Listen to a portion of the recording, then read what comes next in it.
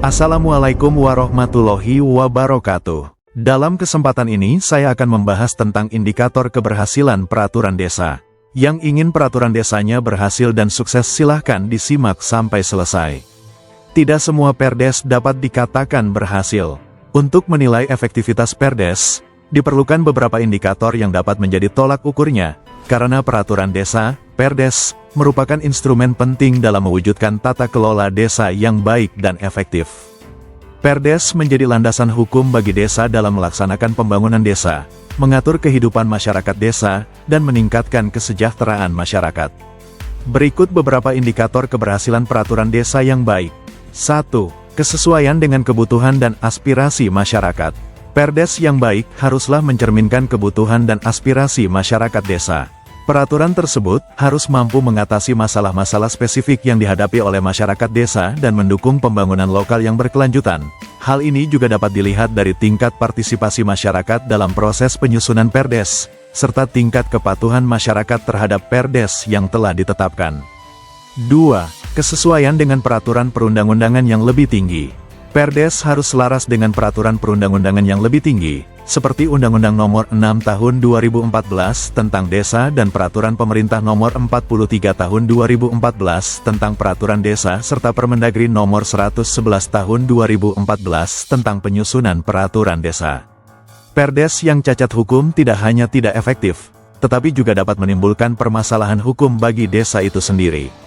3. Kejelasan dan koherensi isi dari kebijakan.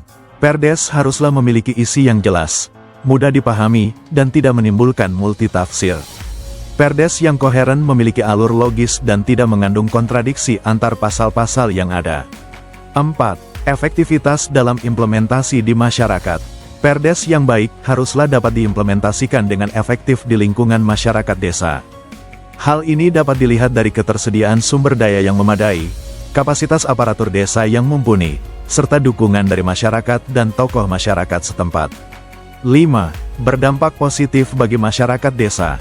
Perdes yang berhasil haruslah memberikan dampak positif bagi masyarakat desa, seperti peningkatan kesejahteraan, kemajuan desa, dan terciptanya rasa keadilan dan pemerataan.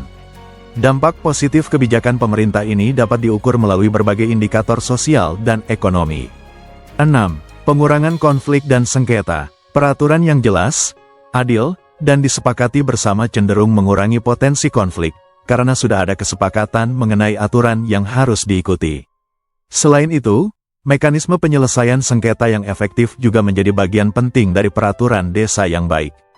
7. Monitoring dan evaluasi berkala. Selain hal-hal di atas, pada poin 7 ini, peraturan desa perlu juga secara berkala dipantau dan dievaluasi untuk memastikan efektivitasnya. Dalam hal monitoring dan evaluasi ini dapat dilakukan oleh pihak internal desa, seperti BPD dan aparatur desa, ataupun pihak eksternal, seperti pemerintah kabupaten dan akademisi.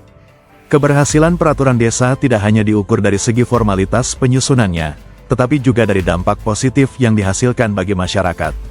Indikator-indikator yang saya paparkan ini membantu menilai apakah peraturan desa benar-benar efektif dan bermanfaat bagi peningkatan kualitas hidup masyarakat di desa. Dengan memperhatikan indikator-indikator ini, diharapkan peraturan desa yang dibuat dapat memberikan kontribusi yang signifikan terhadap pembangunan dan kesejahteraan masyarakat desa. Terima kasih sudah bersama saya sampai selesai. Jika ada pertanyaan dan hal yang kurang jelas, silahkan ditulis di komentar atau langsung menghubungi admin. Video ini dibuat oleh tenaga ahli legal and regulatory Provinsi Kalimantan Timur. Bagikan jika video ini bermanfaat, sampai jumpa di video berikutnya.